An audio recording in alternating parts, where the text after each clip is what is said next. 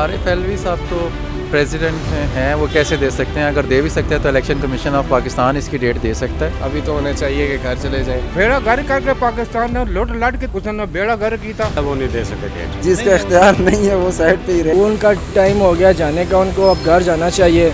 उनको घर जाके आराम करना चाहिए।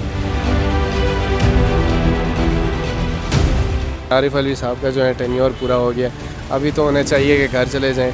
ये काम सिर्फ इलेक्शन कमीशन के जो है ना वो उसमें दस्तरस में, ये तो इनका तो बनता भी नहीं है। जिसका इख्तियार नहीं है वो साइड पे ही रहे, लेकिन जिसके पास भी इख्तियार है वो डेट दे दें ताकि इस मुसीबत में से जान छूट जाए। कोई थोड़े से हालात को किसी साइड पे जाएं, या तो डूब जाएं या तो फिर तर जाएं। अब वो नहीं दे सकते डेट। वो मुल्क के साथ गद्दारी हो, इंसान इज़्ज़त से है और इज़्ज़त से वापस चला जाए। और दूसरी बात ये है कि अब उसका खुद ही उनको चाहिए, कोई भी बंदा है उसकी अगर टंडोर पूरा होता है, उसकी लिमिट पूरी होती है तो अपने घर चला जाए।